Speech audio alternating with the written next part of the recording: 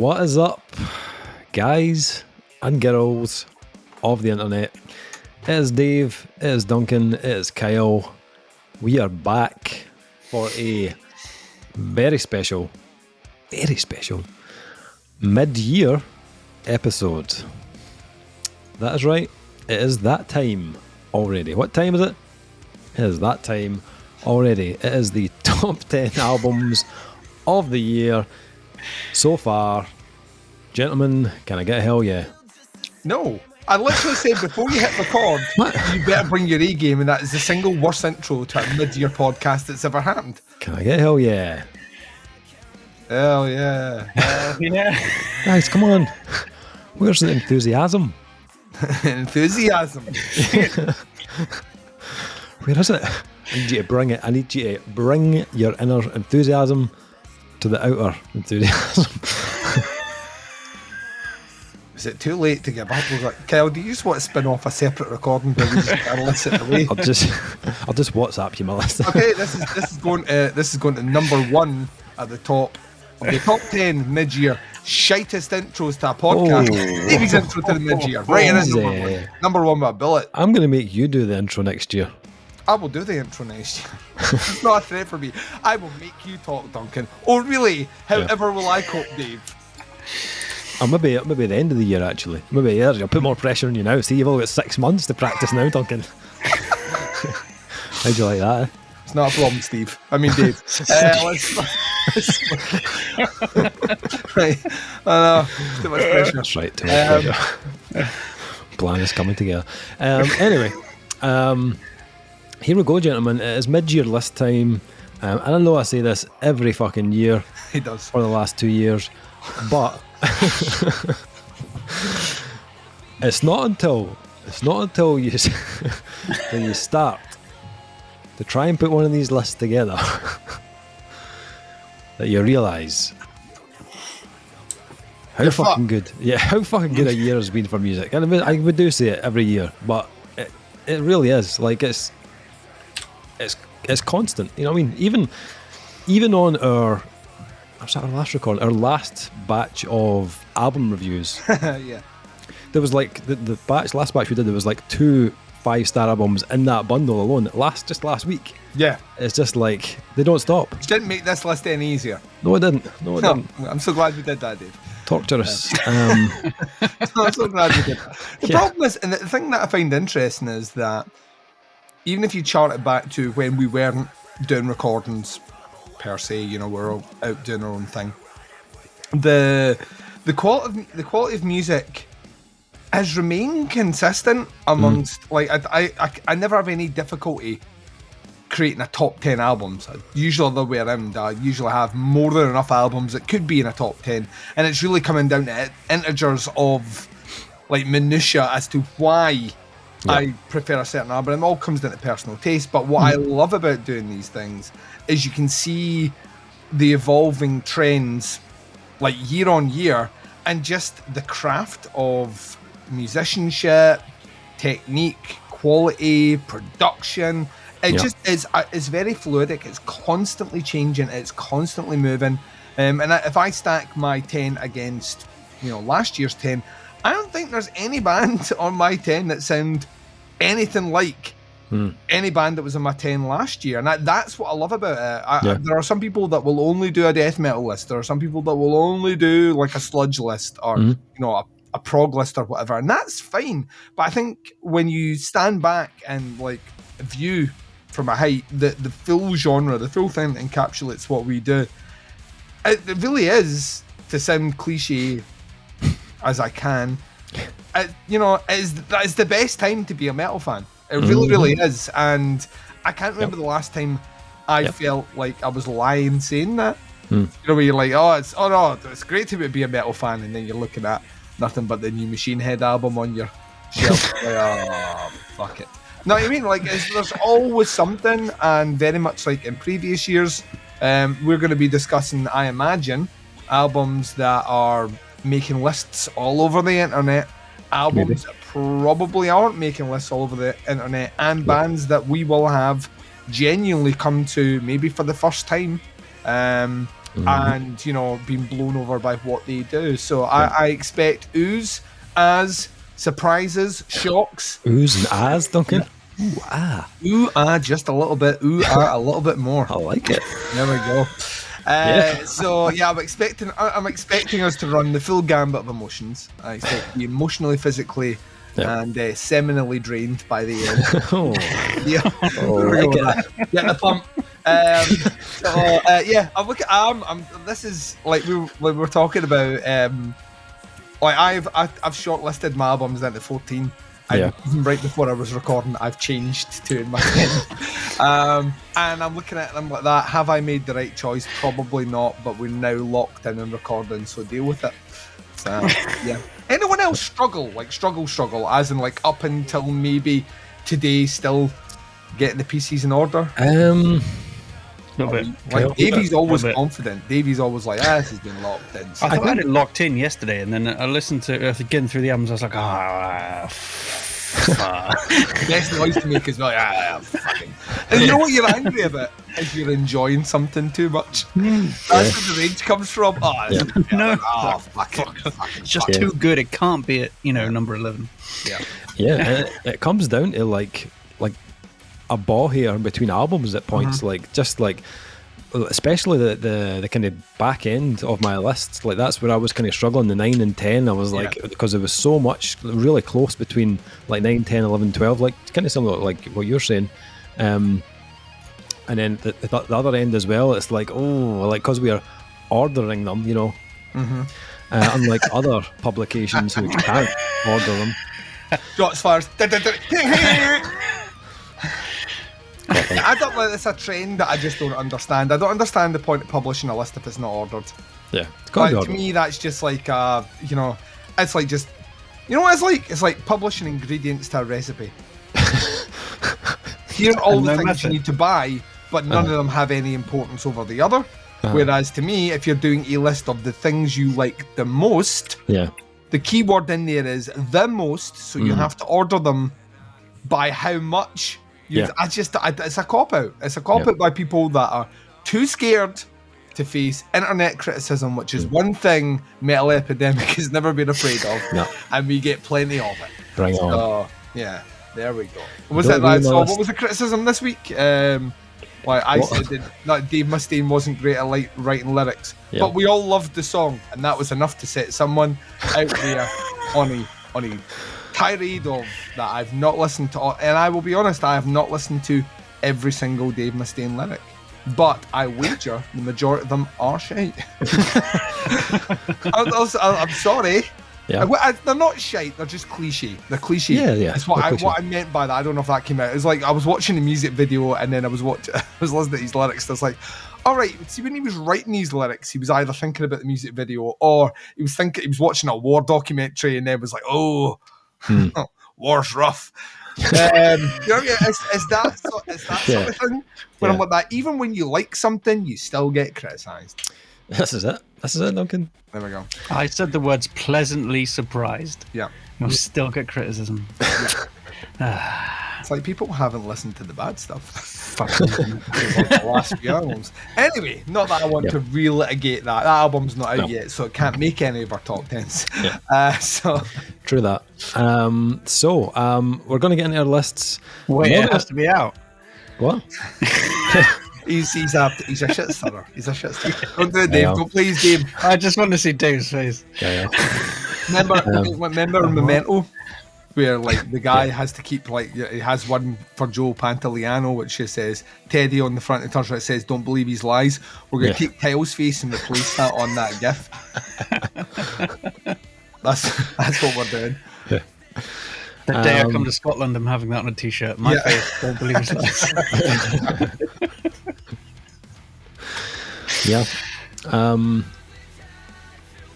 So we're going to start counting down our lists of the year, top 10 of the year so far, telling you exactly why they are in our lists and why you should check them out if you haven't already. Not going to lie, gents, a couple of surprises in here. Some albums I thought would be a shoo-in on my list. And they're not even in the top 10. You thought they would be a shoe-in, but instead they were just a shoe. Get my list. There you go. And there's a couple. Get out my list. What are you doing, my list?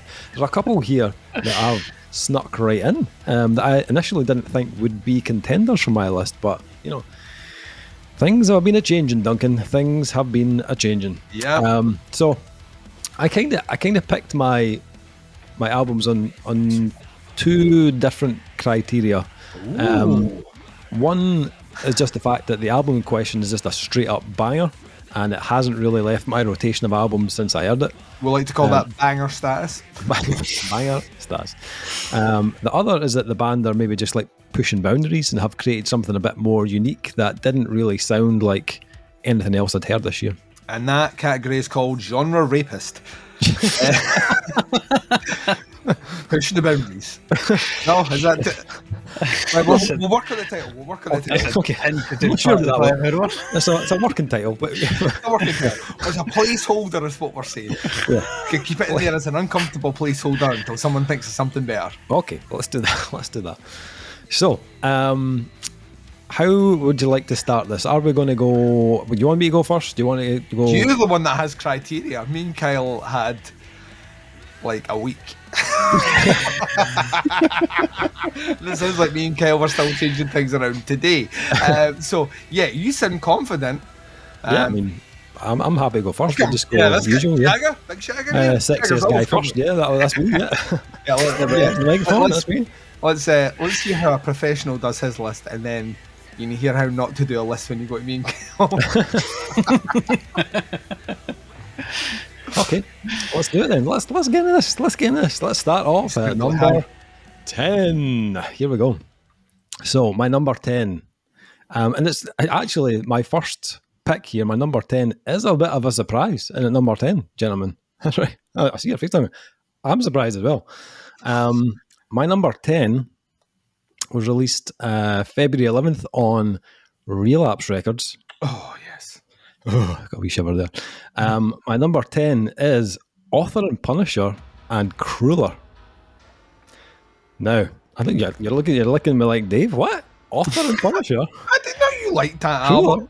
Yeah, well, I did like that. I don't think you expected me to really like the album when we reviewed it. No, it was the same as like when we did Genghis Tron the year before. I expected you to die, Mr. Bond. I expected you to be okay with it because like you appreciate music. But then when you were quite high on it last year, I was like, well, hang on a second. I'm more surprised on this one because this is a straight up industrial album, Dave. So yes, it is. No middle ground here. There's something about this album that kind of just keeps pulling me back in, and it's, as you say, it's not my typical style at all. Like, industrial is not my go-to at all. And to be honest, like, if I'm totally honest, I wasn't even really a huge fan of their previous work either. Their last couple of albums were very industrial. I mean, very industrial. They're imposing. Yes, very, like, really abrasive. Lots of really, like, abrasive noises, mechanical sounds, all being smashed together. But this isn't that type of album. This feels like a structured album. The songs have more of a template rather than feeling kind of disjointed or angular in any kind of way. Also, there's an inclusion of that glorious fucking melody, which we never really got before on previous albums, but it's just so fucking good. And it's one of the main kind of reasons that it kind of pulls me back in. And we get that melody both in the form of the vocals and in the kind of synth work as well. And as I said, that for me just makes this so much better. There's something really kind of hypnotic about this release. Like, I feel myself going into a bit of a trance when I put it on. Like, I just kind of get lost in it. It's just this weird kind of like labyrinth of like dark kind of 80s toned synths merged with this really more modern kind of industrial sound, but it's really kind of really well layered. It's got a ton of contrast and dynamics, but most of all, I think it feels like the first album of his that sounds like an album, like it has a flow to it. Feels like he's written songs. Exactly, yeah, it does. It's paced fairly slowly, as you'd expect for this kind of genre, but you know, don't expect Static X grooves or anything like that. But it's Yeah, it's got more of a kind of like that kind of Godflesh type lethargy, like mixed with like, but it's got a kind of modern street like bands like Three Teeth or like kind of Yezu kind of melody in it as well. Loved it in the production, just like perfectly like cold and kind of bleak. Just I thought it was awesome. Like, and I just when I was looking at like albums to pick, I was like, yeah, this has to be. And I've gone back to this a ton, a lot more than I expected, and I really, really enjoyed it. So my number 10 is Author and Punisher and Cooler.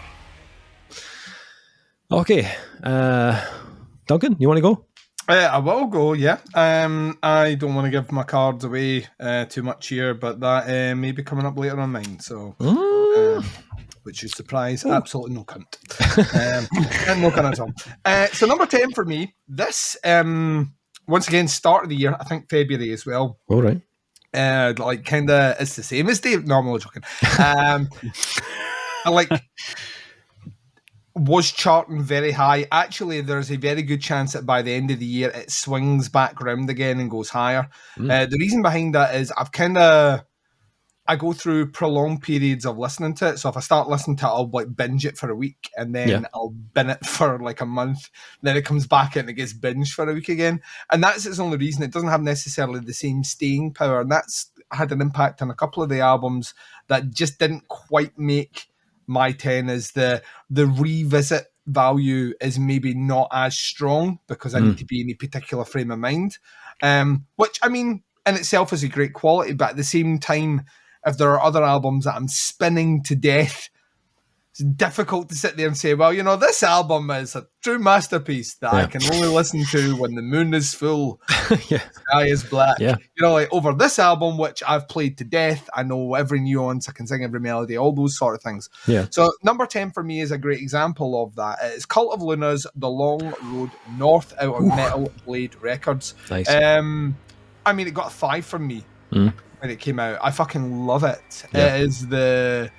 It is the prime example of what Cult of Luna maybe do better than anyone else in the post-metal world. Being pioneers that they are, but just still being able to kind of raise that bar. It is just walls of sound, like crushing heaviness that there's almost no room to breathe when they're bringing it in. This album, though, is the first one where I felt, especially in a while, especially since Vertical, where there was a conscientious effort to really infuse a lot more melody into it, and a lot of that comes in via the guitar work. There's a lot of lead work which it has a kind of earthier tone than some of their previous albums. The aforementioned Vertical still has a very cold, very almost mechanical melody about it, and it works for that sound. But the Long Road North, it doesn't have that. It feels at times earthy and rich, and at other times like just being pummeled with granite. And it's like we spoke about when we reviewed it. I recommend everyone goes back and check every review that we mention on this, but that one in particular, when the first noise kicks in and it's just that and it sounds like a fucking Hans Zimmer score or Inception, and like the bit where the world's bending in on itself. That's literally what that note sounded like. And when I heard it the first time, in fact, every time I hear it, the hairs on my arms stand up. It's just, and then it just crafts a huge song from this, almost like it's organically building like an entire like visual soundscape from the Big Bang. It's like mind melting. It's probably the best production they've ever had. Songwriting, I think it's up there. It's maybe still not my favourite album. I think Vertical will always be my favourite album because it's the one that really I got my hooks into the band. But it's phenomenal. It is just one of those ones though that is so imposing, and let's be honest, like a lot of their work, very long. And I'm an albums guy. I don't like listening to songs out of context. I need to be in the right frame of mind to sit down and do a Cult of Luna listen, and as a result, it's kind of shunted it down. If I'm in a Cult of Luna mode towards the end of the year, this one could be top 5 for me. That's how much I love it. I think it's fucking great. So Cult of Luna, The Long Road North, Metal Blade Records, my number 10. Nice. Kyle, number 10. What you got? What have I got? What have you got? I didn't change this one, Okay, that's good. Okay. I'm pretty sure I'll stay in order at the end of the year, but we'll see. This one was released on April 1st this year, and it was no joke. It's Immutable by Meshuggah. Ooh. Came back to it a lot more than I thought I would, actually. Because after hearing it the first few times that we listened to it before we reviewed it, I was like, it's more Meshuggah. It's all right. Yeah. I gave it a pretty high score because it's fucking Meshuggah. Yeah. But I came back to it a lot, and there's a lot of like little details and little things in this that I missed the first few times around. So it's definitely an album that can grow on you a lot. So because of that reason, it's come in at number 10, and because they're one of the bigger bands, so I tend to put those not at the top of my list. Not because I like it any less than the rest of the stuff, but that's generally why I order things that way.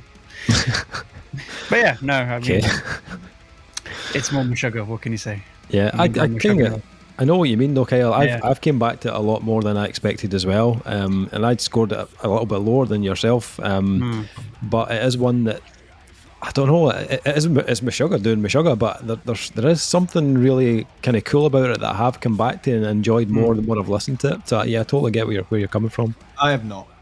I'm glad someone does. Been trying to explain myself as like, are you using words? Unlike Dave's number 10 pick, it will not feature on my list. So, but each to their own. And that should surprise no one. I think I was maybe the least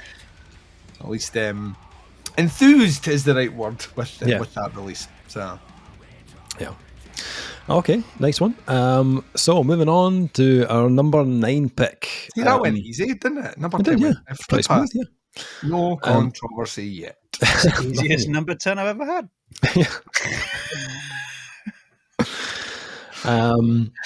Number 9. Gentlemen, it's 2022. The year of hardcore, gentlemen. Is this just a list of is this you like trying to prove what you said? Here we go. 9 hardcore releases coming from Dave. All from Punisher. Fucking hardcore.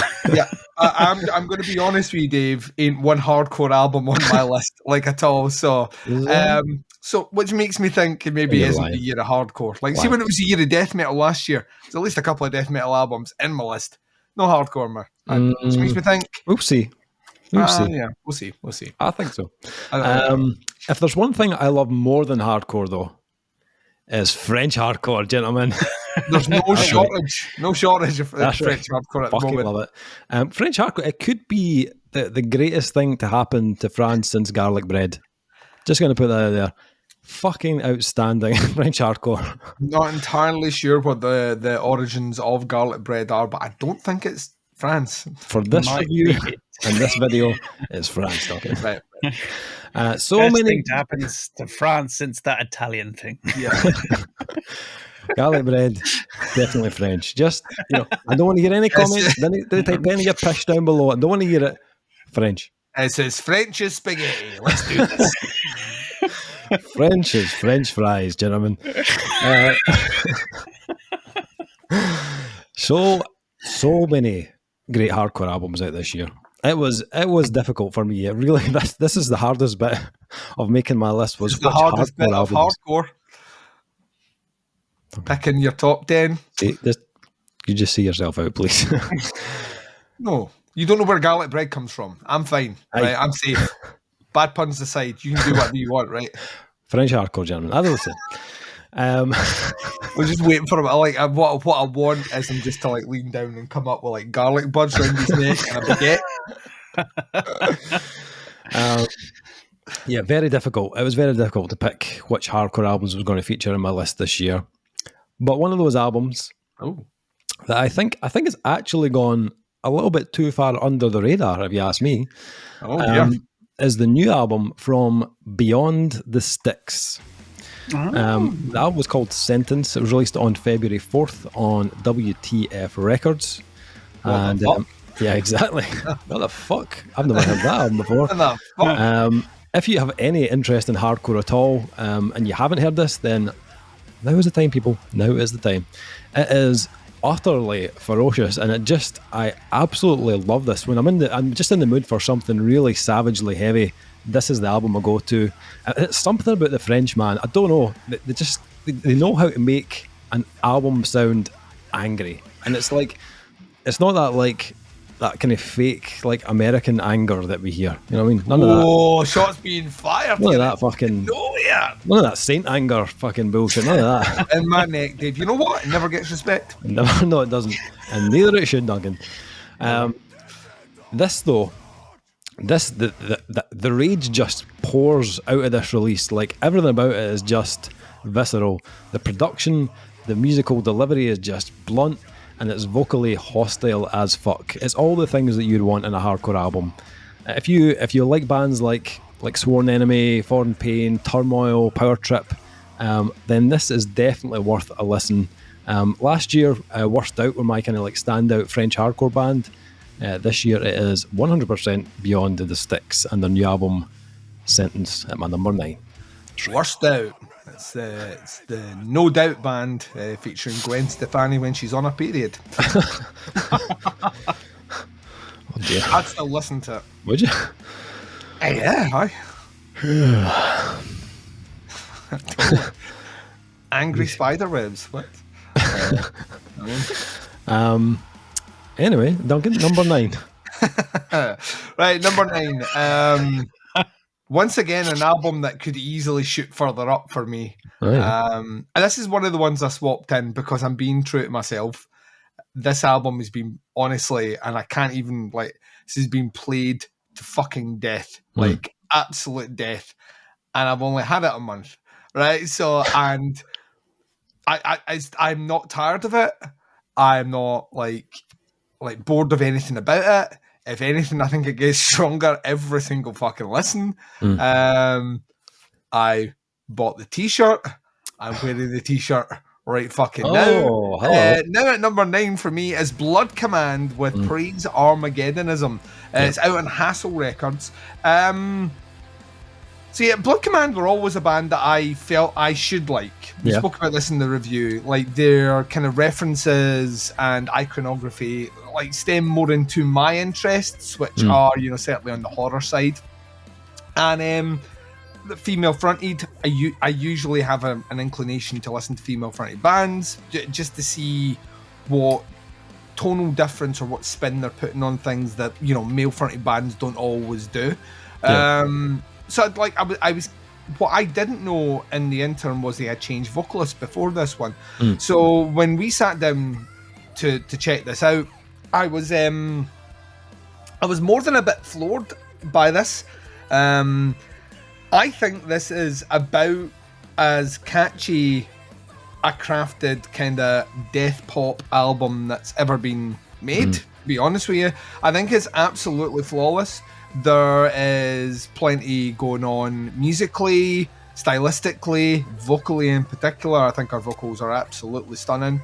And then you add on top of that the kind of concept idea that they brought in that I didn't pick up on at all until they mentioned it, and now I'm just like deep diving, which is about Heaven's Gate. And I know a lot about Heaven's Gate because I'm morbid and don't sleep and have a lot of time on my hands, so I'm all about those cults, all about my cults.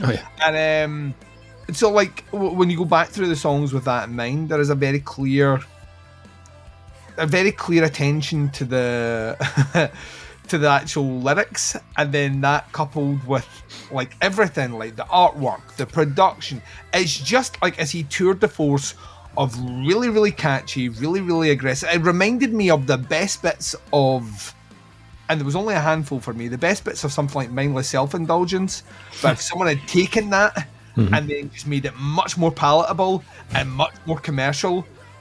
But like we've been talking about this, if there's one gig I want to see this year, it's these guys, because I think it'd be fucking awesome. I just think there's so much energy in it. It's just so vibrant sounding. And it's super commercial. I mean, this like no getting away from it. This is a super commercial sounding album. She does like incredible vocal melody, but she can do a bit of that screaming. That's where the kind of mindless self-indulgence stuff comes up, because it's very reminiscent of the kind of female aggro vocals on that. But yeah, I think it's a stunning album. It is definitely my summer album. I could only pick one summer album for this 10. Otherwise, it was just going to be albums I listened to like in the last month and a half. So I sadly knocked the other one out, which is what I swapped just as we were coming in, which is a British band that I deeply love, but I'll be honest, I've listened to this one a lot more, so it sadly got shunted to 11. I'm kicking in with Blood Command, Praise Armageddonism, Nice. Bit of Hassle Records, and this is... I will be... I know I say this a lot, but I guarantee it, like, if I was to check my plays just now, I guarantee I've listened to this album over 80 times. Oh, wow. Easily. This is like, it's my new running album as well. Because you can do a short distance run to it relatively well, and then you just put it on repeat if you do a longer one. So it just keeps going. So yeah, absolutely love it. Nice. So it's Blood Command, Praise Armageddonism, Hassle Records, number 9 for me. Bitchin'. Kyle, what you got number 9? That album was high up on my list too. I enjoyed that way more than I thought I was going No to. one, like if ever you're not just saying that because you're Norwegian and that's your citizenship. Dave's whole raison d'etre in the background was, I will give this to Duncan because I've heard one single and it totally sounds like the stuff that Duncan listens to. And then when we're sitting on the review just going, it's so catchy, it's so great, and Dave's like, I don't like this album, but I do. And then you come on, I think it was like in our chat afterwards, you were like, that Blood Command album is really fucking good. And I'm like, oh. It's really Do we have to hand our metal cards in? I don't want to hand them in. It's called Blood Command. I think we're safe. Yeah, I think we're fine. No, Norwegian. Yeah. I do also We're going to hunt them down and sell them a microphone. There's a lot of people that aren't picking up on the, like, so at the moment, like the music videos and the tour, they're wearing tracksuits, but I don't think people are understanding why they're wearing tracksuits, and it's because Heaven's Gate wore tracksuits. So I think people are just thinking they're, I don't know, Neds or something. Yeah. And I'm like, no, it's theme, it's conceptual. No one said anything when Jonathan Davis did it. No. Anyway. Yeah, okay. My number 9, easiest number 9 I'm going to have this year. Came out on May 20th, 2022, since it's the top 10 of this year. From Greek crazy symphonic black metalers or death metalers, whatever they are. Expecting this to appear somewhere for you. Septic Flesh. Ooh, Modern nice. Primitive. Fucking love this album. It's one of the strongest they've ever done. I don't know what they do. They just keep getting better and better in one way or another. Every album, and this one was no exception. I go back to it all the time. Even though it's only been a couple of months since May, it's burned into my skull. Yeah. Just keep coming back to it. Just keep going round and round and round and round. Like, I'll play that again. I'll play that again. I'll play that. Symphonic stuff on it is really well done. Yeah. Really. Usually we spoke about it in the review. That's usually the bit that people are like, when a symphonic metal man, this guy standing on a keyboard that doesn't understand strings, just keep playing the same notes, and that's not what an orchestra would actually do if they were in the room. And that was the stuff that kind of that like blew me away, is like the attention to both sides of the music. Really fucking well done. Unbelievable. They've always been that way. They've always had one foot equally in each side of it. So it's just, and this is just another like milestone in excellence for them. I just couldn't believe it when I was like, how are they going to be any better than the previous 3 albums? They're like, hold my fucking beer. I held it. Well, they're from, where are they from again? Greece. Hold my garlic bread, because apparently every country has a claim. Every country has a claim now. So hold my garlic bread. Yeah, okay. French, man. What the fuck? Hold my feta. Right, here we go. Let's get into this. Hold my feta. Yeah, good pick, Kyle. I totally agree. Like the balance of that album is what kind of sells it to me, because it because they're using that live orchestra. Like you would think, having that, they were like, let's just use that on every track and just like push it so much, but they don't. Like they were like, no, we'll keep it nice and balanced. So like the heavy stuff really comes across really well, but it's not overpowering. And same with the symphonic stuff as well. It's really cool, really good album.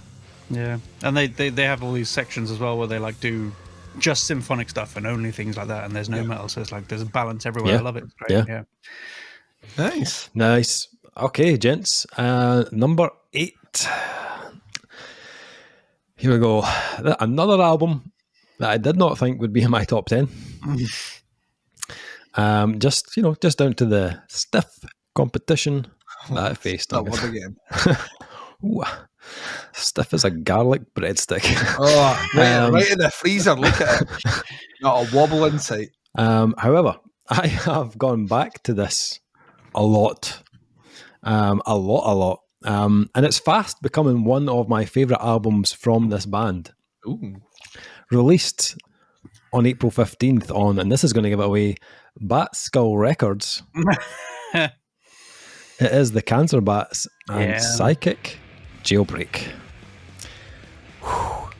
This is just another one of those albums that doesn't really leave my rotation at all. Like, it always comes back in somewhere. Like, even on the weeks where we're doing like 4 or 5 album reviews, I still find a wee moment just to slide this album in and play it. Like, it's just such a pick-me-up album. Like, it really is like such a feel-good album. And it's like, yeah, when I'm kind of in the mood for that, like something with like plenty of groove, plenty of attitude, but also something you can kind of shout along to. This album just kind of delivers on all fronts. I'm kind of selling it like a party album. It's not a party album, but so to speak, but it's definitely feel good for me. Well, that's the way they approach it, though. You know what I mean? Liam's vocals are always, they're not party anthems, but they tend to have there's a darkness sometimes, but they mostly veer towards the positive. Yeah. Kind of positive vibe from the band, so I can see that.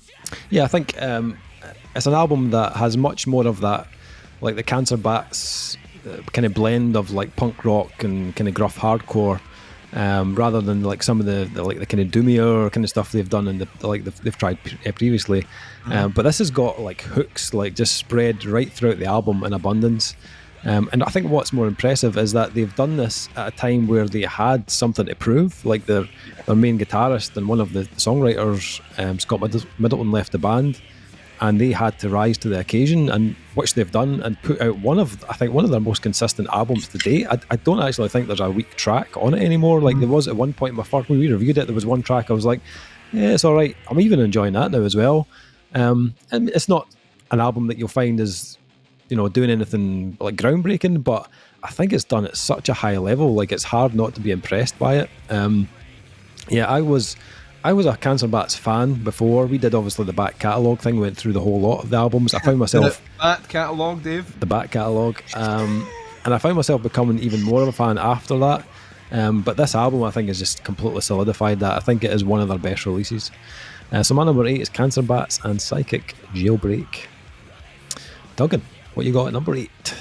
This is an album that I like genuinely adore. I gushed about it quite a bit in our review, and has sadly been slowly pummeled in the face by other bands releasing albums, which has sadly shunted it down to number 8 on my list, but still packs like a fucking punch. The dynamic songwriting on this is borderline mind-blowing, and it's for anyone that is listening to the new Greg Puciato album and saying, it's really, really, really good, but I wish he was still doing Dillinger stuff. There are other bands out there that have taken that torch and running with it, which is my number 8 pick, which is Without Waves and Comedian. I fucking love this album. I absolutely love this album. I think it is, without using all the cliche, like if you've got there must be like an almanac of words that we just use on here like constantly, but it's an album that takes you on a journey. The journey. It's full of light and shade. But it really is. If you were using those terms against an album, that's the album you use it against.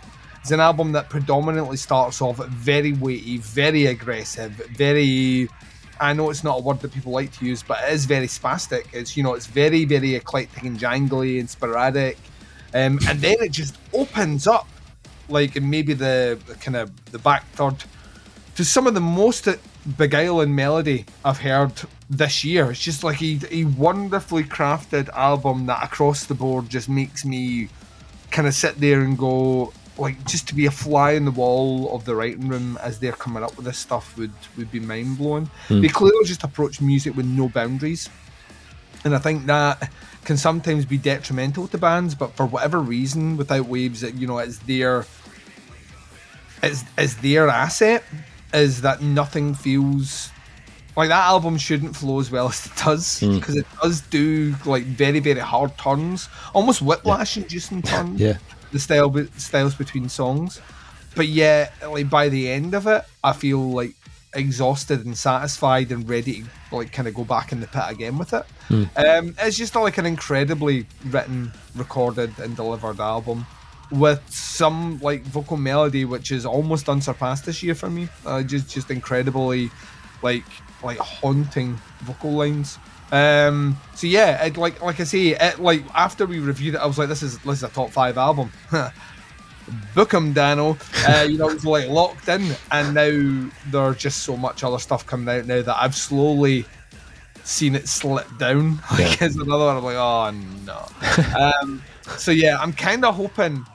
Obviously, you want amazing albums for the rest of the year, but I would love to see this one make my top 10. Yeah. So if we could just release really good albums, but not exceptional albums between July and December, I would be okay with that. Okay. Putting that out there. Let's try and get Without Waves in my 10 for the end of the year. Let's get that bitch trending. So Without Waves, Comedian. It's on Prosthetic Records. A good mix of record labels on my list this year. I'm enjoying it. But this is the only one from Prosthetic. So if you were waiting for another one, sorry. But yeah, I really, really, really have a big old soft spot for this album. I think it's kind of exceptional. And once again, I think it's one that's just flying under radars just now. I was not aware of them before this album, and now I'm all in. So. Yeah. Nice. Kyle, number 8. Number 8 for me is, I don't know if it's going to be a surprise or not, because the words post-hardcore come into play. Core comes into play as in, this is not post-hardcore. Without a doubt, definitely not post now. That's to wind up Dave. I'm for it. I'm going to say like this album is hardcore negative. That's not every single review now. This is hardcore, my number 8. Released on May 6th of this year on a record label I forget the name of because I'm an idiot. It's Row of Ashes, Bleaching Heat.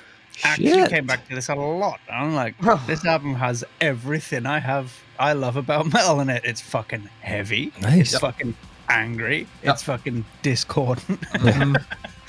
And it's produced really, really, really well, but not an ounce of fuckery in sight. So I was like, absolutely, yeah. Just kept coming back to it. It was because I leave all of my favorite ones in a playlist and like put it on shuffle and just sort of go through that it's just always on basically. And this came on, I was like, oh, who's that? That's Row of Ashes. That's fucking great. Yeah. Every time. Every single time. Like, yeah. So definitely, this album is fantastic. They've got a few like previous albums that I did go back and check out, but this one it's I don't know if I would say it's their best, but it's certainly up there, and I have enjoyed their previous stuff as well. So definitely check them out, especially Collisions from last year. It's very, very, very good stuff. Weirdly, in our review of that album, we mentioned another band that we had found similarities in with Row of Ashes, and that band was Will Haven.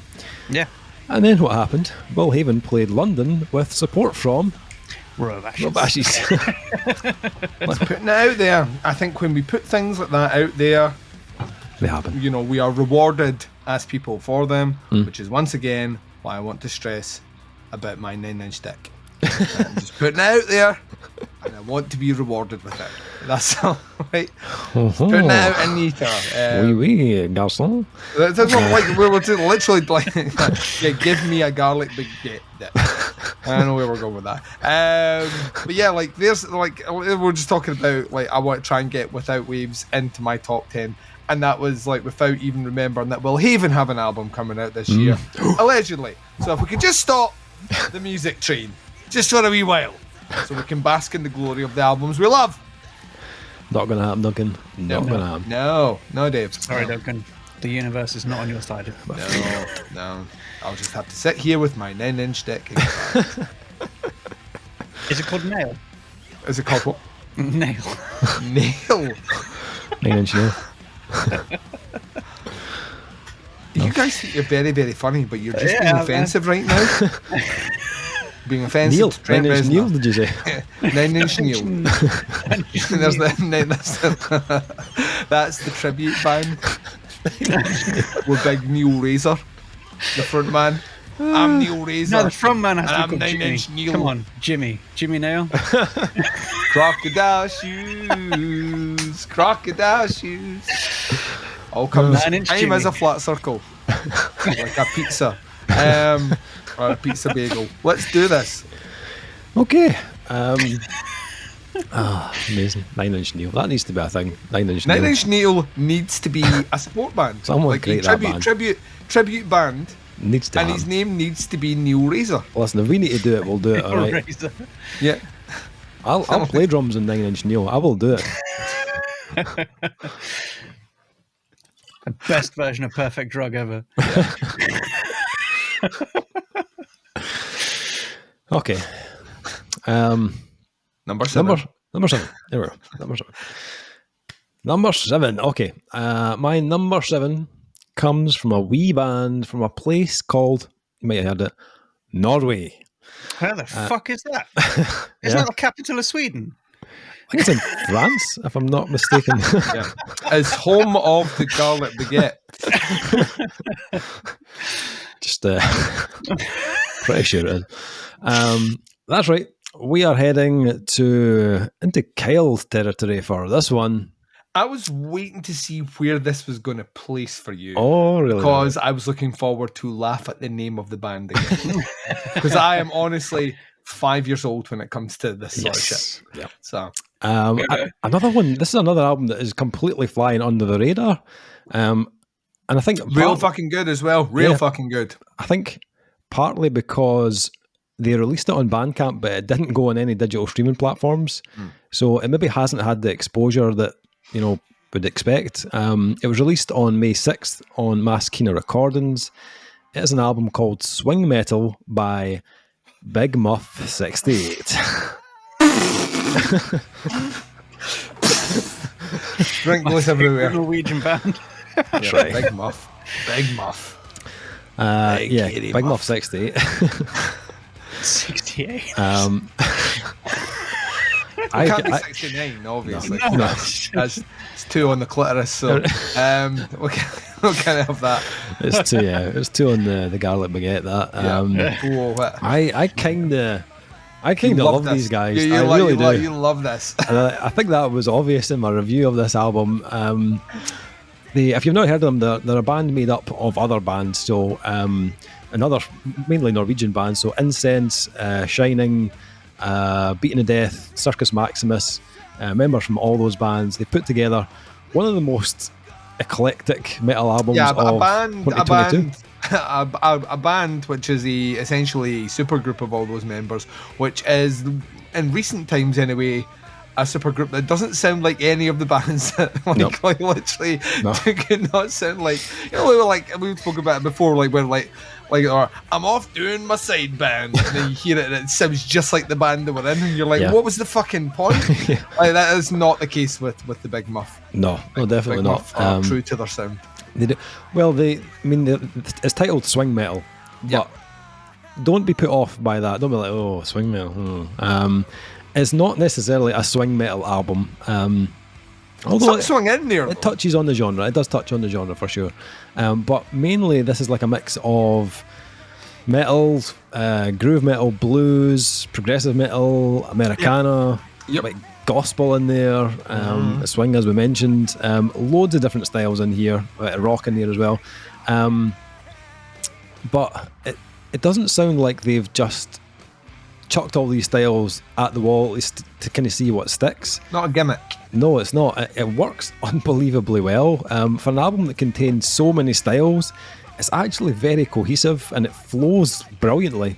It doesn't sound like any other bands. If I had to say, like, does it sound like any of them? There's a little hint of Incense in there in the more progressive moments, but it has more of a kind of like that kind of like Tropalium, New Orleans kind of streak to it. It's got that kind of Freak Kitchen type kind of quirky groove to it as well. It's musically very well done.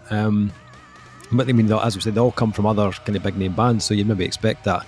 Vocally for me, and I mentioned this on the review at a great length, is where I think I'll keep this short. It's next, but no, I wasn't like feigning lethargy from like a Nam-like flashback to your 25-minute diatribe about the vocal stylings of the singer. It was more about like it really is next level. Yeah, musically it's very, very interesting album to listen to, but vocally I think it's where it kind of excels. The vocals are done by a guy called Tommy Helm, who has just an awesome voice and all kind of ranges and places that it goes. He's got a very kind of raspy tone in the heavier parts, but he can also fire out melody like it's nothing at all. Just a very kind of versatile vocalist. And if you've heard him in bands like Beaten to Death or Incense, you'll know what I mean. Although this sounds kind of different to those bands. This is another kind of feel-good one for me. All my albums, apart from Author and Punisher, are kind of feel-good so far. It's very playful. Even in the kind of like slower, kind of more reined-in moments, totally hooked into this album. I'm a bit of a sucker for, albums with a good feel and a good groove, and this is absolutely packed with it. Luckily, we got it like as a download when we reviewed it, so I have it on my phone and my laptop still. Hopefully, we see a release of it on like the other kind of digital streaming platforms as the year goes on, so other people can listen to it and hopefully love it. But I just fucking love this album. Big Muff 68 and Swing Metal. It sounds comical, but and there is a kind of we spoke about that. It, but that might be the thing that like even we said Swing Metal might be the thing that puts people off. Big Muff might put people off. Yeah. Like and like they really shouldn't. It's one of those things that once you get past it, it really is. It's a fucking great album. Yeah. And in a time period that we're in, while we're recording this today, the news broke that 12 Foot Ninja are now kaput. We need bands like this that are, that splice genres effortlessly together and craft really interesting music. And they are, to me, like a worthy successor to that band, in terms of people that just like really interesting, really well written, stylistically interesting and diverse music. I think it's a great album, Dave. For sure. So that's my number 7, Big Muff 68, Swing Metal. Duncan, what you got at 7? Number 7 was an album we did not even anticipate release this year. We knew nothing about it until about 2 months ago, and then a single dropped. And I opened my heart to it. I was like, this sounds fucking amazing. I want the album, and then all of a sudden there was an album announced, and I was like, right, let's keep this going. I want it out soon, and then like there was a release date put out, and it was soon. And the album came out, and it is long. It is so worth it. This is Cave In with Heavy Pendulum on Relapse Records. Cave In, a band who have overcome a bit of adversity and come back with maybe arguably their best album. I think it is front to back fucking awesome. Like this is they exist whilst not sounding the same as, they exist in the same world as bands like Baroness and bands like Mastodon. And I listened to Heavy Pendulum, and I think it's better than anything Baroness or Mastodon have put out in the best part of 5 years. I think it is genuinely that good. It's rocked with, at its core, it has a lot of existential sort of questions about life and death and existence and the burdens within, but also has a streak of humour that Cave In always kind of had, a kind of quirkiness that they deliver not only in their music videos, but just the way they cheekily craft their songs. It is incredibly diverse, at times bone-crushingly heavy, with that sludgy sound that they have, and then also very happy to explore kind of those cosmic vibes that have always been there, but I think very much like how Mastodon themselves moved more that way after, the events that hospitalized the guitarist. I think they've done the same. I think that time after losing their bassist has kind of forced them to recontextualize their meaning, their purpose. And they've come out with it. It is produced fucking incredibly. The songs are at times long but never feel long. And they always know, Cave In's great ability is always to know when the riff is about to overstay its welcome and switch. And it's an album full of that. Is he fucking awesome album, like just genuinely awesome. And we didn't get it. We've joked about this. Let's do it again. We got a stream of the album 2 days after its official release, hence why we didn't do a video on it, because why would we? But I know we were all very much looking forward to it coming in. And yeah, it was one of those ones that when we finally did, when it finally did arrive on the day of its release, and I checked it out at like 3 a.m. or whatever it was, and put it on, and it's about an hour and 10 minutes long, and it finished, and I was just like, oh man, if it wasn't so late, I'd play it again. Just like that way, where I just wanted to go back through it again. Fucking incredible album, like really, really, really good. Glad to see these guys are continuing on, and arguably now just hitting their peak, just hitting their stride now, which is fucking scary when you think about how long they've been on the go. Cave In, Heavy Pendulum on Relapse Records, my number 7. Nice. Kyle, number 7. What you got? Number seven. I'm bringing a Brad Boatwright special. Ooh. Our friend in the mastering seat, Mr. Boatwright. We love you, Brad. We do. He doesn't watch these. No, he probably does. He doesn't watch them, but not because he doesn't want to watch them, Kyle, because he's like recording, mixing, and mastering 3 different albums at once. So apparently that son of a bitches. Yeah. He's got it in the background. He just, it's just background knowledge. Just like every time we say his name, he's like, okay, back to He's critiquing Dave's mixing. I haven't done much on that. More mids in the voice there, please. This one is released on June 15th, so not out for so long, but crept way up into my list very quickly. One of those albums that is just sludgy and awesome and natural. All the things you never used to like until we brought you back into the fold. Yeah, exactly. All those things you taught me to love. But it's Into Oblivion by Cadaver March. It's a good album, dude. Nice. Good album. Great album. Yes. It's been on repeat so many times. Just every time I'm like, because the shuffle comes on, I'm like, I just got to listen to the whole album now. I could stand up and press skip, but nah, I'm not gonna. No. Please don't leave this band. Just keep on going. They're great. Everything I love about music right now. And they've got like 2 other albums as well, which is fantastic. So really, really good shit. Just really got into them super quickly, and they just sucked their hooks into me, and they were stuck. That was it. That was that a Jakob album? Was he not involved in that one? Yeah, it was actually. Yeah, he was. Yeah. Mr. Dead Rat. Jakob. Please don't put us in a headlock. No. Literally, it was just at a wedding. Was at a wedding at the weekend there, where a potential Scottish MMA contender for a belt was there, and he looks like he could break you in half. Apparently, the nicest guy on the planet, but like every time he looked at him, I was like, "That is he pissed off with me? Did I do something wrong? Is he gonna snap my arm? I need this arm." Yeah. Yeah, I don't think you realise until you see them in person, like, because when you see them in the ring with, like, I think he's a light heavyweight, isn't he? He's light heavyweight, yeah. And he looks like, when he's up in the ring with someone else, they look like big guys, but when you see them just up against normal people, you're like, I think he's about 6'1", I think. Right. He's a bit taller than me, but he's fighting end of the month, and you can tell that he's in this. He looked like someone had fucking taken some marble and chiseled him out of it.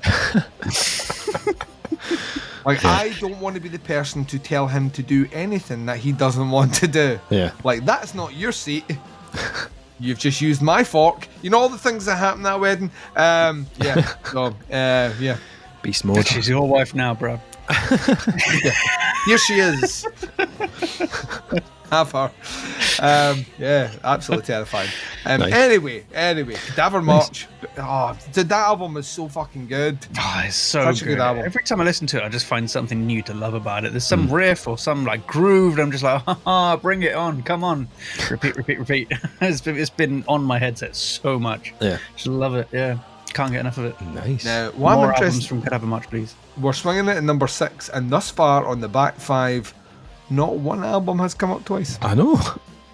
I said that. I called it before. Fucking Babe Ruthed it before we even started this when I was like that. I bet you.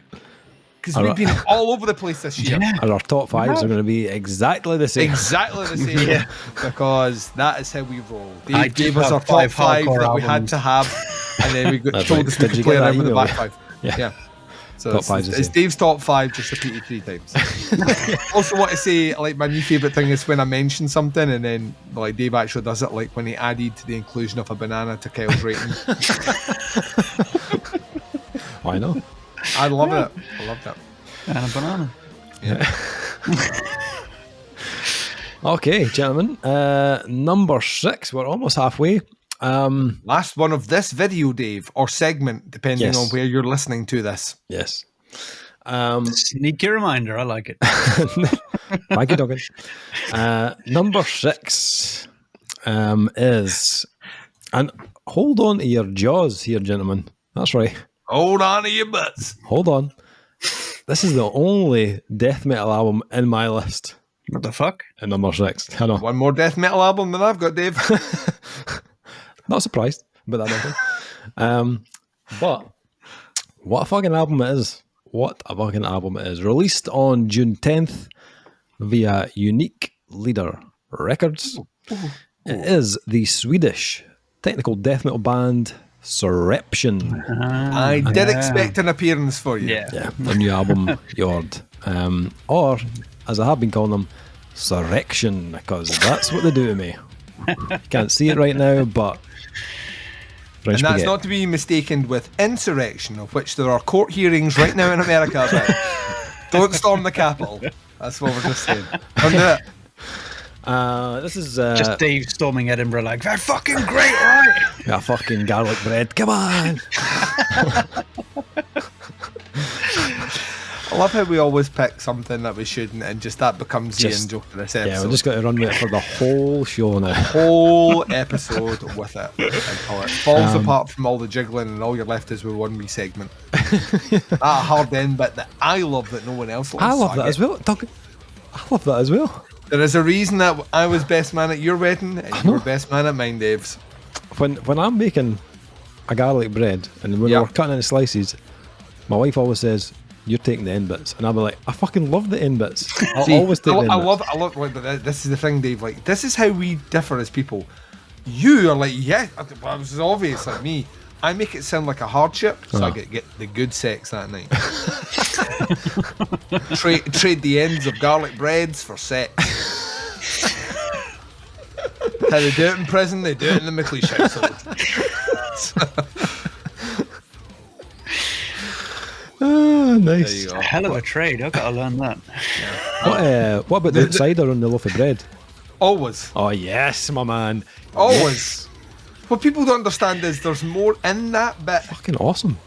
There's more. It's the thickest slice of the bread. It is, yeah. It's also the biggest bit of the garlic bread. I mean, some like mugs Idiots. take up from the middle. Idiots, Dave. Idiots. Fucking idiots. Idiots. Eating They're their all fucking idiots. middle of the loaf. Fuck you. Anyway. I'm going to start using that as like an album descriptor, like as a grade when I don't like something, when it's just like, you know, like it's a standard bog, like kind of bog death metal album. This is a middle of the loaf album, isn't it? Really? It's barely any garlic in it.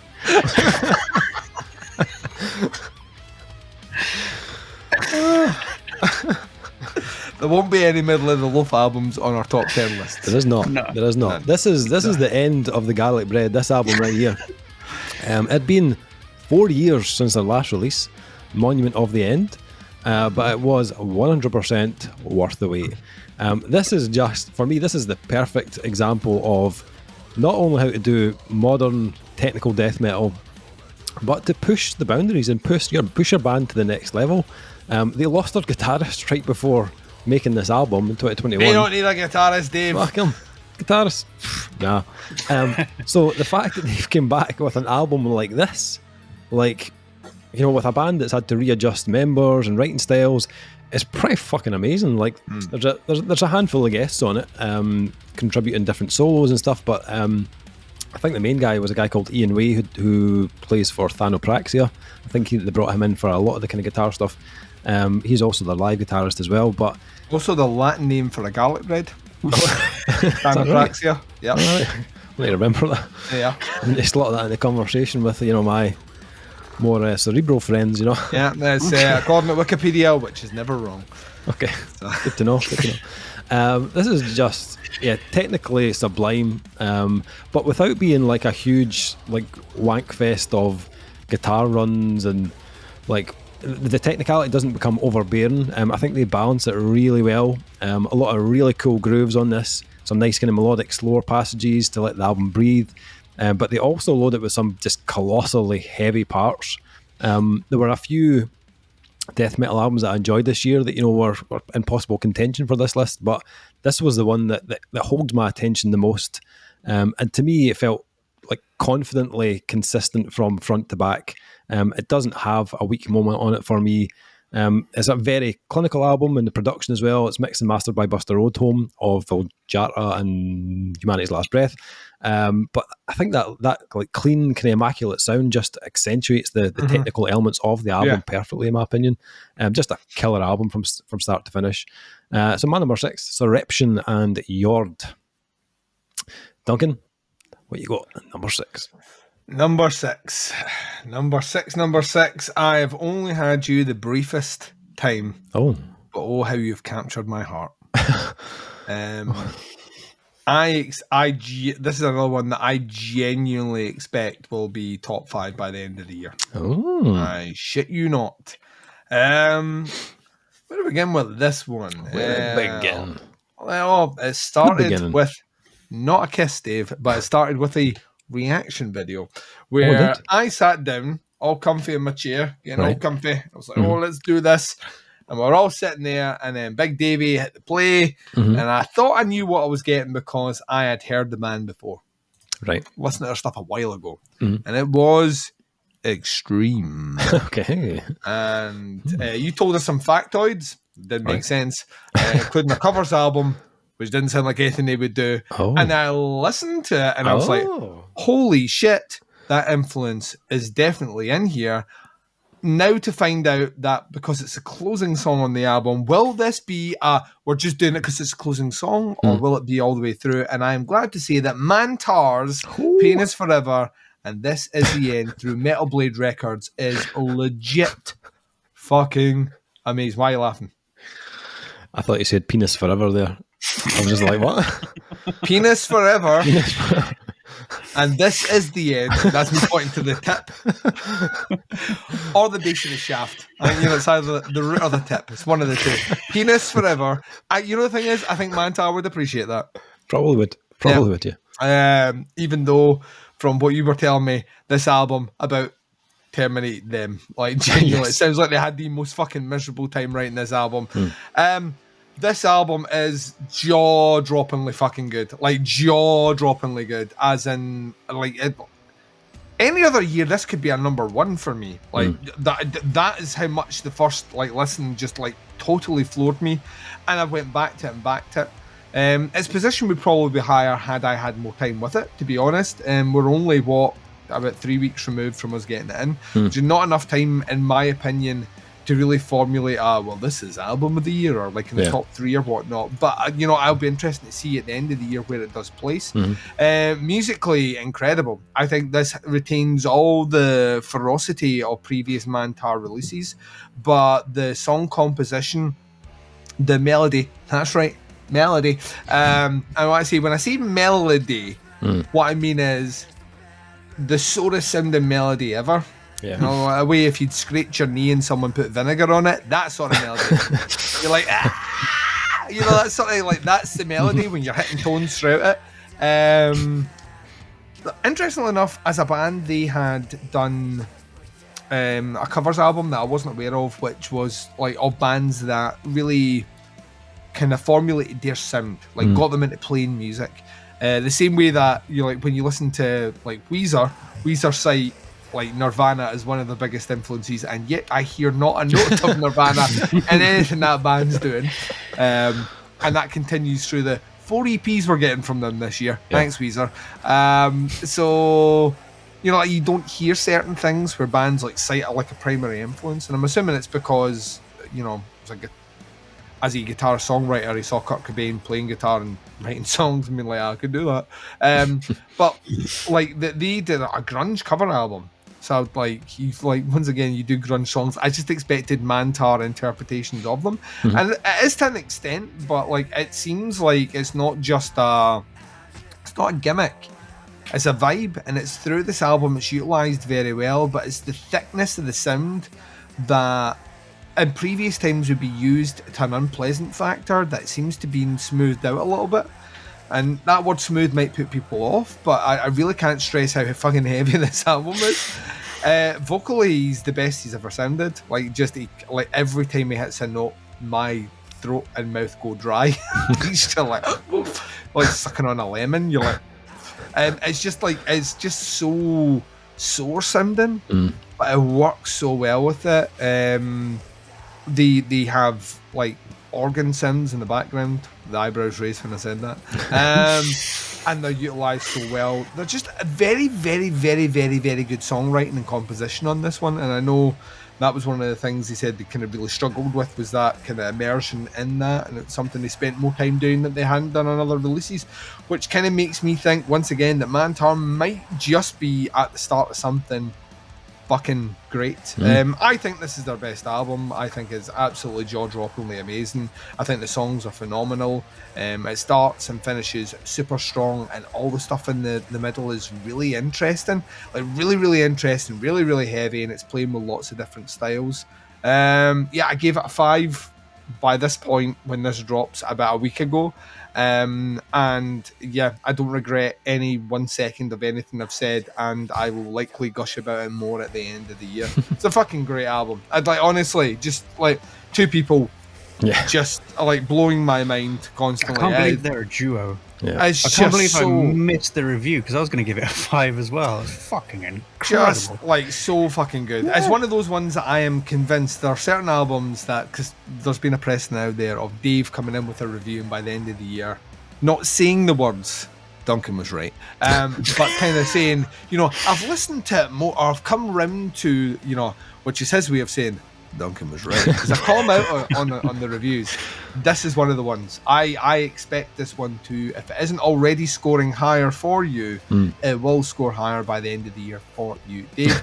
And the only way you won't let that happen is if you compromise your ethics and do it through spite. Which I will. In a heartbeat, Duncan. So yeah, my number 6 closing out this back half was Mantar. Pain is forever, and this is the end via Metal Blade Records. Love it. Nice. Good choice. Kyle, what is your number 6? I'm back. My number 6. I'm just sticking with this voice. Yes. We're all got a job to do. Fast and the Furious, isn't it? You got a job to do. It's literally how, in fact, I think he's maybe lower. Yeah, maybe. Could be. I think Vin Diesel now is just the sound of a broken subwoofer. An exhaust. Yeah. He's emulating the car. In the next movie, he will be the car. Steal this Vin Diesel to create a bank robbery. I'm a human. What are you doing? I don't know. Feed me Diesel. It's my surname. There we go.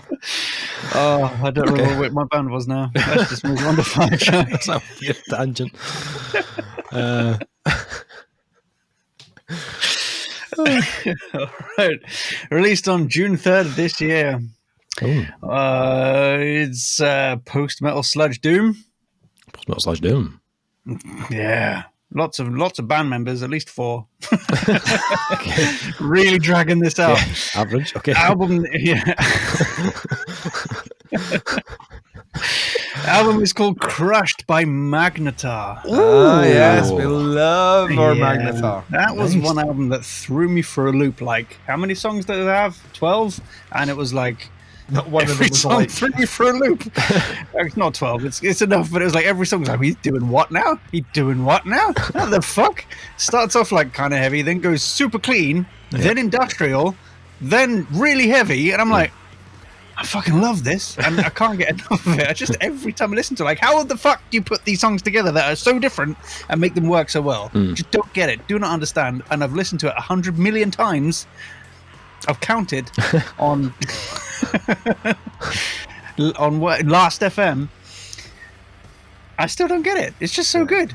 Like, all the tones work together, the clean, the heavy, the industrial, all of it just works as one unit, even though it's so disparate sometimes. It's just unbelievable. Like, still we said on that one, like, if you listen to the first song, you fully expect what the album is going to sound like, and then they about turn. They do the whole like, if you keep misbehaving back there, I will turn this car round. And then they keep doing a 180, but you never end up in the same direction again. It's honestly, and they are a band that, from our review, created a fake t-shirt which they posted back to us, which is just my face, smiley, saying Mantar gets dudes hard. Which apparently I think I said on the review. Talk about my dick a lot in reviews, to be honest with you. It's a good barometer of how happy I am. Like, it's a good gauge, you know what I mean? So, yeah, love that album. Oh, I love it, yeah. Can't get enough. Nice. Also, Mantar sounds like Jism. It really does, you know what I mean? Okay, so... Awkward segue away. That has us reached the halfway point, gentlemen. And we have not mentioned a single album twice out of 15 albums. Yeah, I know of at least 2 that I have that you have. Oh, do you now? You looking at my list, Duncan? No, Dave. I just suspect you hacked my laptop, have you? Yes, I hacked your laptop, and all that bestiality porn needs to be. You need to clean that shit before you allow yourself to be hacked. Okay. I did not know the next words out of your mouth, Dave, be "It's not mine, I swear." Yeah. I did not know you could do that to a gopher. That's all I'm saying. The gopher one's good though, isn't it? Yeah. Well, yeah. Good is a subjective term, much like when we talk about bands. True. Yeah, there we go. That is a... So the gopher is the Rasmus of fucking bestiality porn. Like, there's always one person that really likes it and everyone else can't understand why.